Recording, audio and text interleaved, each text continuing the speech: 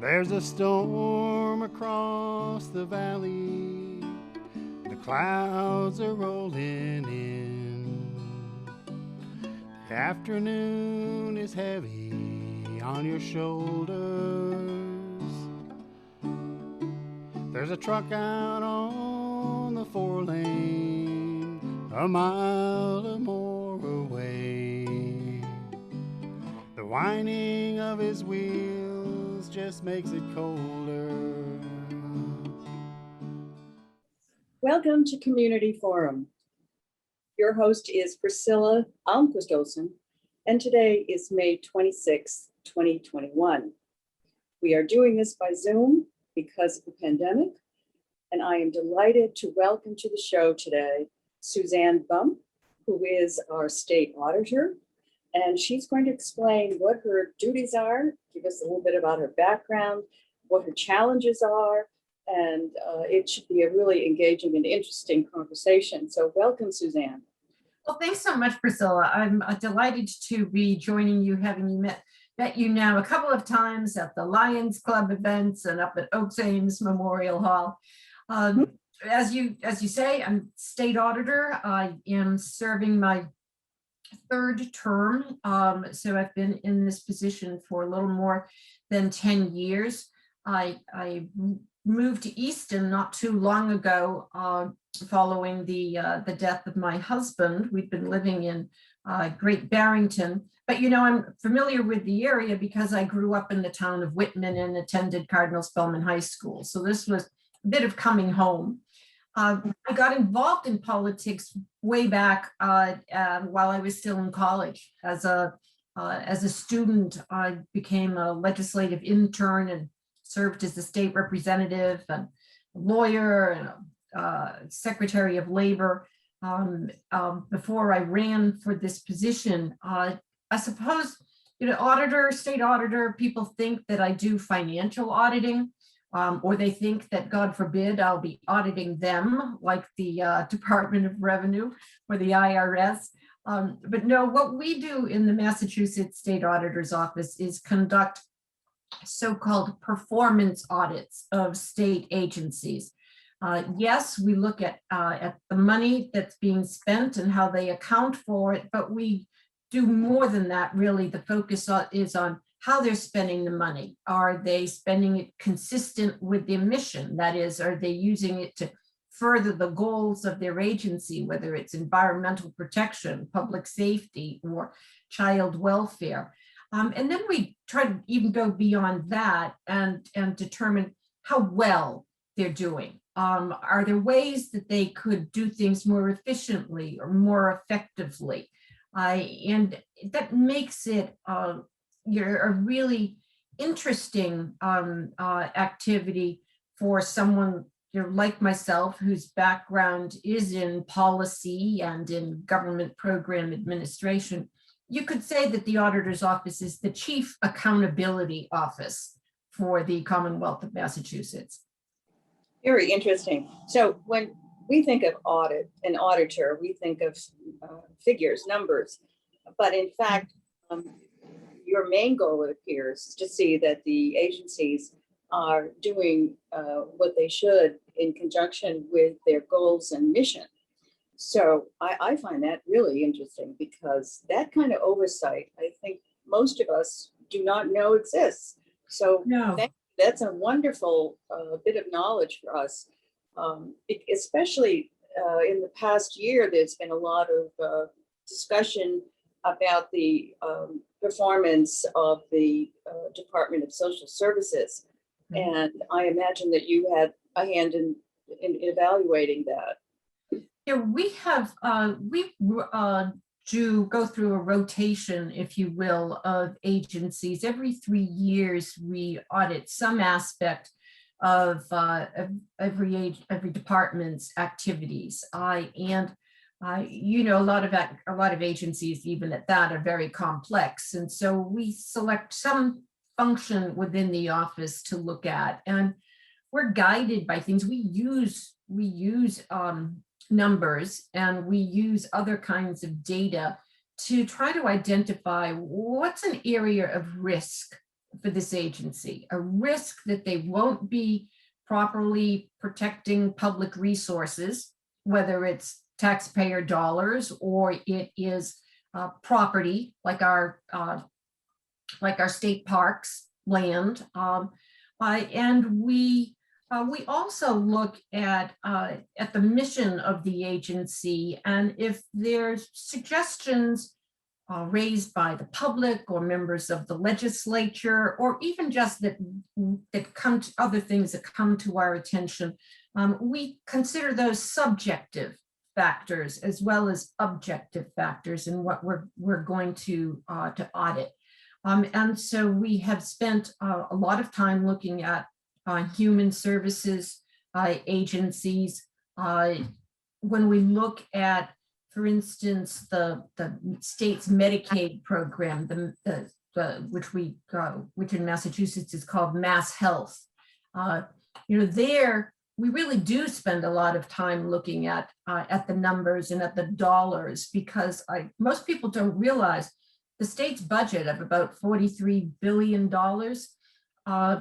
is taken up almost 40% by the state's Medicaid program, the Mass Health program.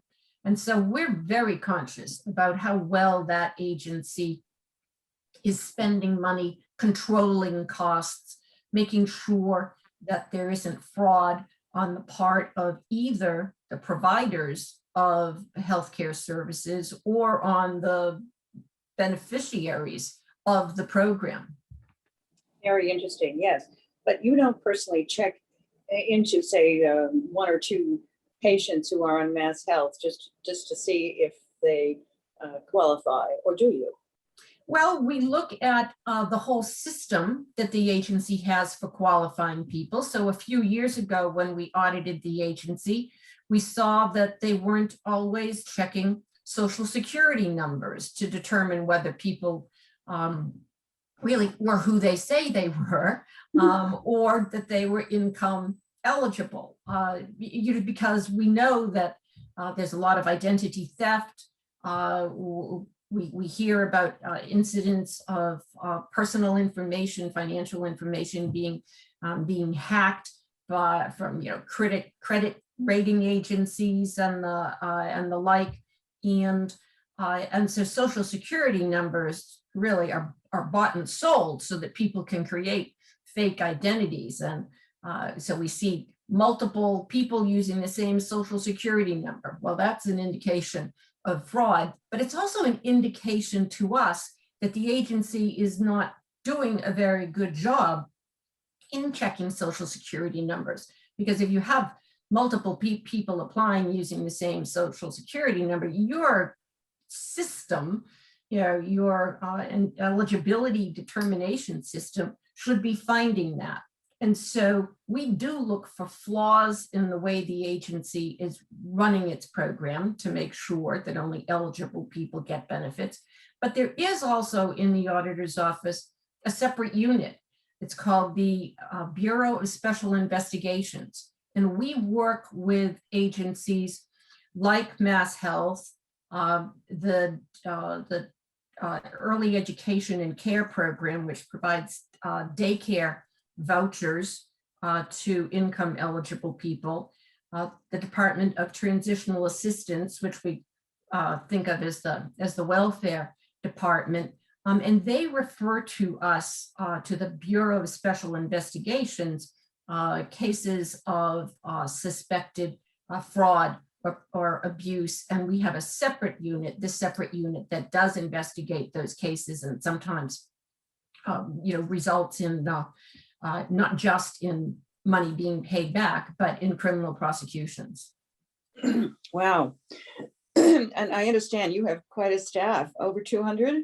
Yes, there are over 220 people in the auditor's office. About half of them are involved in audit activities.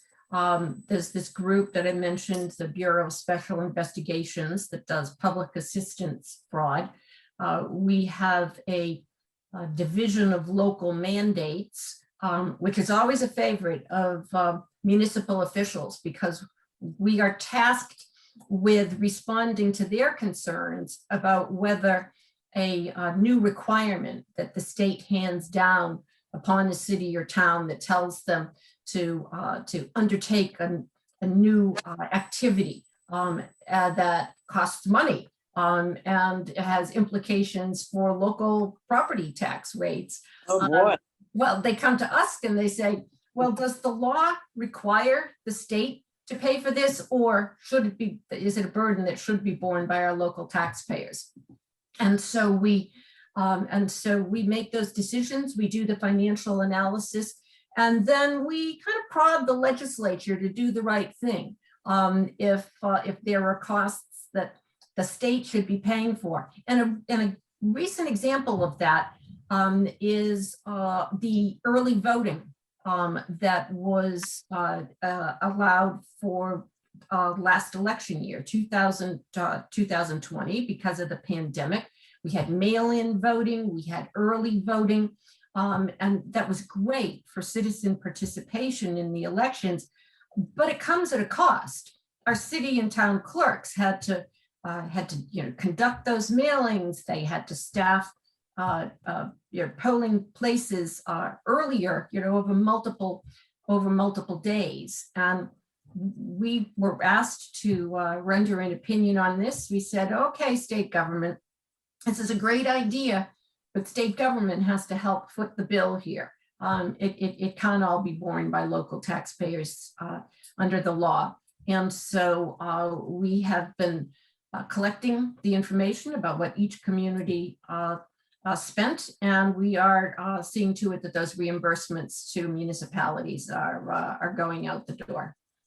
Great, wonderful. Yeah, so we have a variety of people doing a variety of tasks. We also have a really sophisticated IT unit that does a lot of data analytics. Government collects so much information.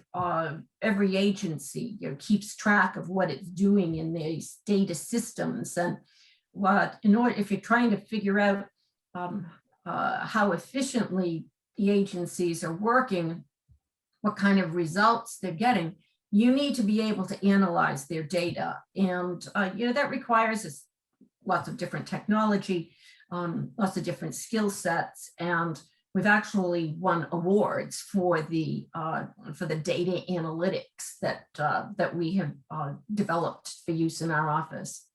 Wow.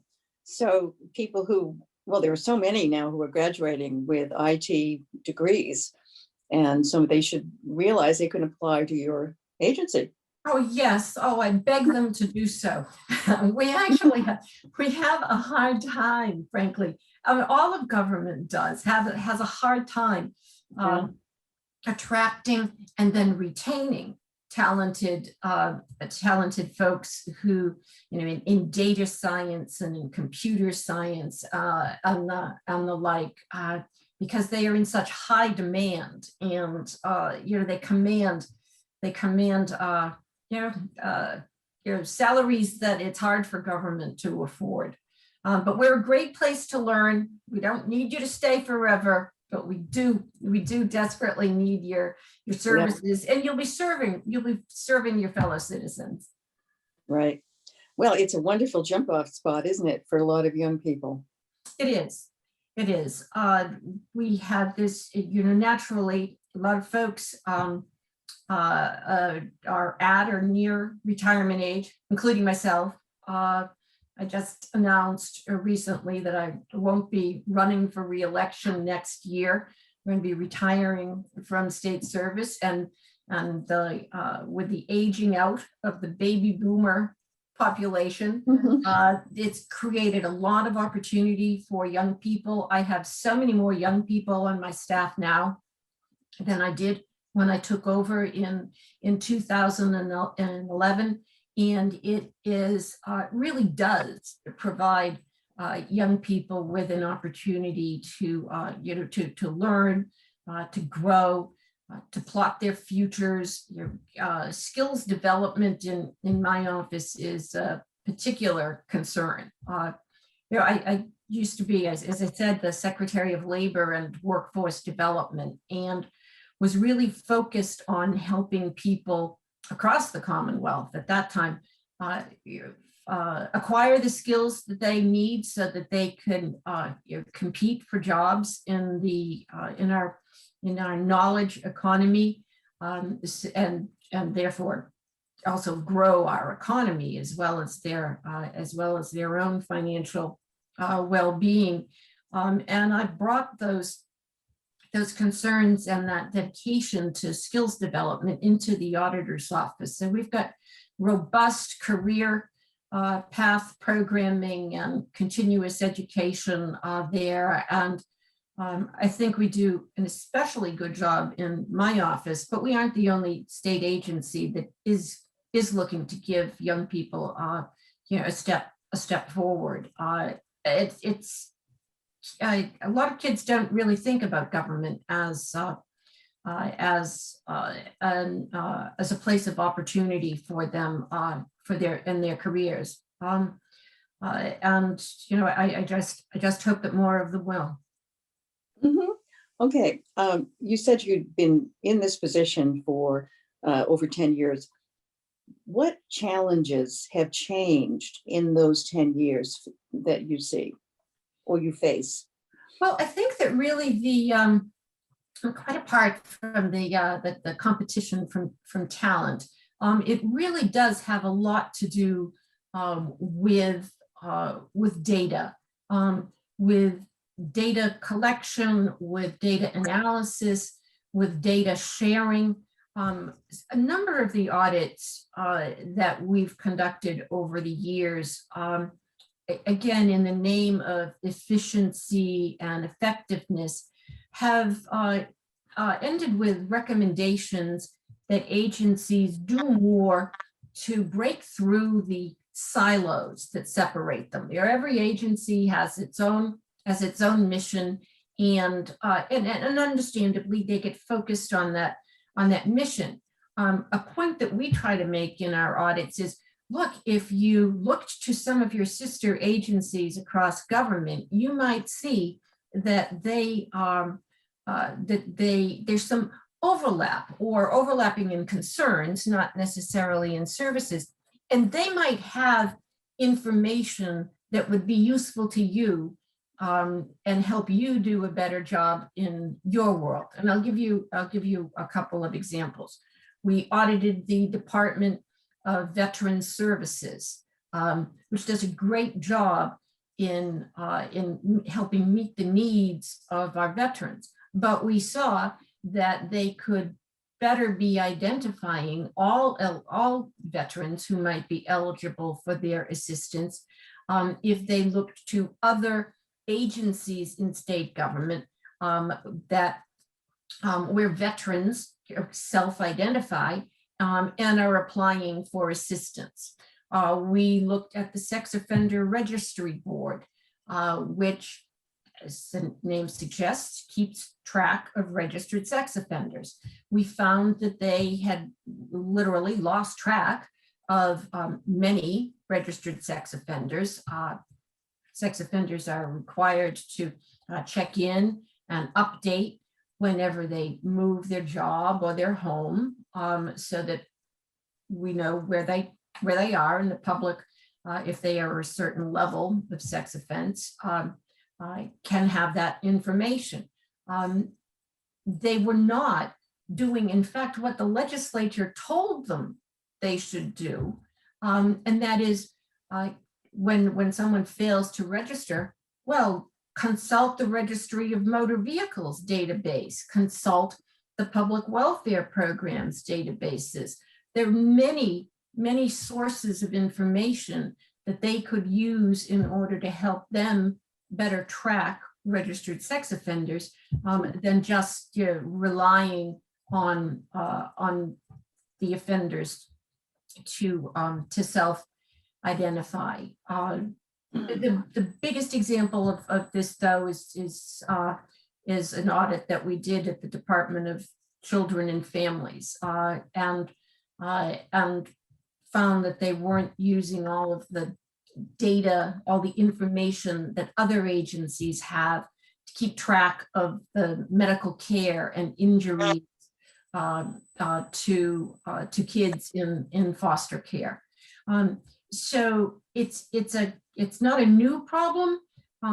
We always would have hoped that there'd be information sharing, but the fact is that it's so much easier to do now than ever before because of computer systems and because of our ability to bring these sets of data from one agency to another and combine them and make good use of them. That we really have to keep emphasizing that point to agencies and get them to take that opportunity.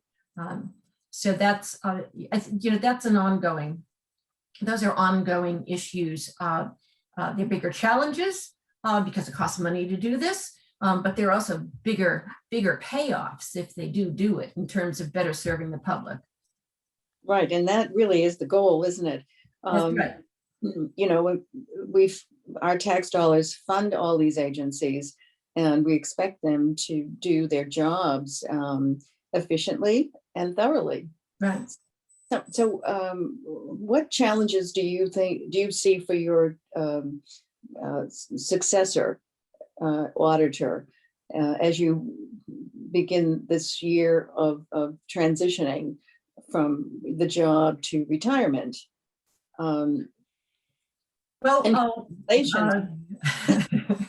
So one of them is related to both the trouble attracting talent and the opportunities there are in data, in information technologies, and that is to continue to work on developing a capacity for the auditor's office to do more cyber security auditing of state agencies. They have all this data that we know is very precious to people, whether it's their financial data or their medical data. We've got to keep that secure, and that's a particularly difficult area for us to attract and retain talent. That's going to be an ongoing challenge. But also, I think one of the big challenges that we're only going to get to scratch the surface of really is to determine how well the really vast amounts of money that are coming into the state from the federal government to help us deal with the pandemic and then to restart the economy. It's going to require a lot of intensive oversight to make sure that all of the money is accounted for and spent properly. It's going to many agencies, both the CARES Act, which was the first major piece of legislation that the federal government passed. That was last year in 2019. And then this year, the American Rescue Plan Act, which is bringing forth even more resources to cities and towns, as well as state government. There are amounts of money that communities just have never had, and state agencies have never had to have the opportunity to use. And federal grants come with all kinds of requirements, and ensuring that the money was all properly used so that the feds don't come in and say, you misused this money, give it back, is going to be a challenge. And we don't audit it until it's already been spent. So there's a lag between when the money comes in and when we review it. And there's a lot of that's going to fall to the incoming state auditor. Wow, that's interesting. It happened to occur to me that you must do some internal auditing occasionally. Maybe you get an anonymous tip from within your agency as to something. And what do you do then? And where do you assign that internal audit to? Where does that go? Within my own agency? So yes. We will have done our own audits. We've audited, done an internal audit of our own operations to make sure that we're following all of the rules, et cetera. The state, I talk all the time to my staff, remind them that we have to model the behavior that we expect of our auditees. And that means we have to meet the same standards that everybody else in state government does. So we do that. We audit ourselves. But then even more than that, we have every 3 years are subject to what's called a peer review. A peer review gets conducted of state audit agencies every 3 years by the National National State Auditors Association. They bring in auditors from other state auditors' offices to make sure that we are adhering to government standards. There are standards for the operation of state auditors' offices that are set by the Government Accountability Office. And so all of our procedures are governed by the so-called Yellow Book. All of the rules about how we conduct our audits to ensure that they are objective and we're operating with independence from the rest of state government and the like. And so we now, under me, have undergone several peer reviews. I called for one as soon as I got elected because the law doesn't require that you have one of these. It's just a good practice. And we hadn't had a peer review in years before I took over. So I called for one in 2011, and the office was found to be failing in to meet government standards in a number of areas. It didn't mean they weren't doing valuable work, but again, I want us to model the behavior we expect from auditees, and so that means we've got to meet the standards that exist for us for best practices. So we did a lot of change in the office to make sure that the next time we had a peer review, we would be in compliance. And so we have had subsequent peer reviews, 2014, 2017, 2020, and we have passed with the highest mark that you can get in that. So those are both our internal work and the peer reviews that we get are kind of the assurance to the public that that we're doing the right thing by them and are deserving of their public trust. Well, those are kudos to you and your leadership. The highest marks for your own review. Yeah. That is wonderful. Congratulations on that. Well, thanks. It's a team effort. Because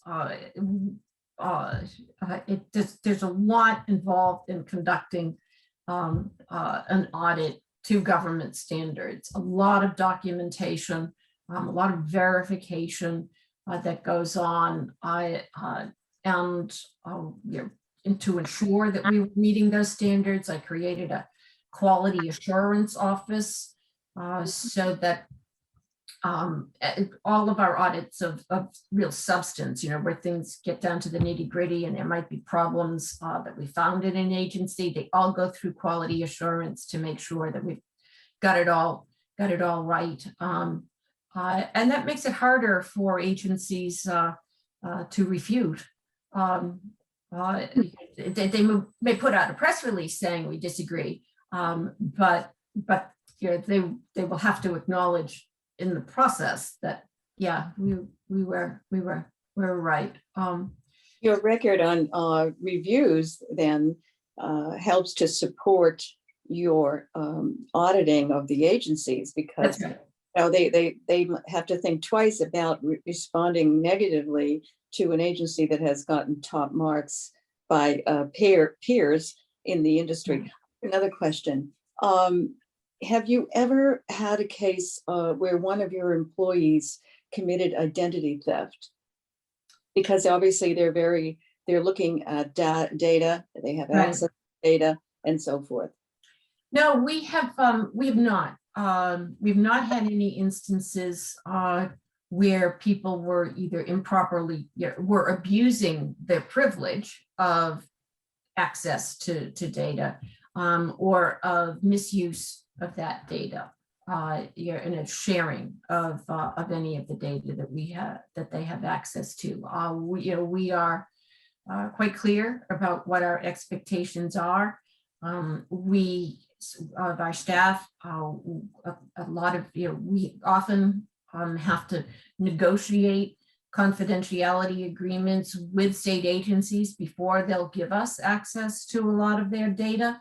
So this is something we take very seriously, because it wouldn't be just a case of individually reprimanding or firing a staff person who did this. It really would undermine the integrity of the audit and our credibility. So it's something we take really seriously, and thankfully we haven't had any incidents of it. So as you retire, what are you going to miss most about your days in the auditor's office? I really love problem solving. And, like any executive, I also like making decisions. So I'm going to be looking for other opportunities to do that. I really have developed a great team of people. And so working with a group of people that are all pulling in the same direction, that have the same goals, that really understand what our objectives are and are bought into the culture of professionalism that we have in the office. People always say it's going to be the people that I'm going to miss, and it is. It is that sense of camaraderie, that spirit, the creativity, and always searching for new ways to tackle old problems. I will very much miss that. Now, we can't end this program without sharing the fact that you are an Easton resident. How long have you been residing in Easton? Let's see, I bought a house here in 2017, and of course I had to renovate it a little bit before I came in. So since October of 2017, I have been living in the village area of Northeastern. And I'm just delighted to be in Easton. It's funny, when I was growing up, living on the other side of Brockton, it seems like we never crossed over 24 and came in this direction. I did study when I was going to Boston College. I was a commuting student, and I did use the library over at Stonehill many times when I was going to college, but didn't begin to get to know the community until I moved here. And I'm really pleased that there's a wonderful community spirit, and I'm so appreciative of the history and the culture of the community as well. Well, we're so delighted that you're part of our culture and community. And I know that someone who likes to make decisions and solve problems, there are lots of wonderful organizations that could use your expertise and what you like to do best. So thank you. I know Looking forward to it. Yes, I know we shared a table recently at the Oaks Ames Memorial Hall, and with Freddie Ames and Joan Lundgren. Right. And I think it was mentioned that you have been targeted by the Lions Club. And it was a concert by Dave Spagnoni, who was magnificent on the piano and singing. And didn't he sing all of our favorite songs? Oh, he did. Oh, and I noticed that you and I knew all the words. Billy Joel and Elton John, James Taylor. It was great. And the Beatles. That's right. Beatles, yeah. So and that event is always sponsored by the Lions Club. So they, I hope they didn't surround you and give you too much pressure. No. I always got pressured to join the Lions Club. I'm already in the Lions Club. Today. Oh, you are. Oh yeah. Oh, I had to. Oh, that's, Oh no, I did. One of my favorite activities so far has been the annual cleanup in front of Oaks Ames Memorial Hall there, so they could set up for the Christmas displays and festival that they have there. But I'm looking forward to getting more engaged in this service mission. It's a great group of people, very community oriented. oh, yeah. Yeah, and I love that. It's one of the largest in the country. And some years back, well, maybe 8 years ago, they won the award of being the best Lions Club in the world. I don't know if you No. Yes.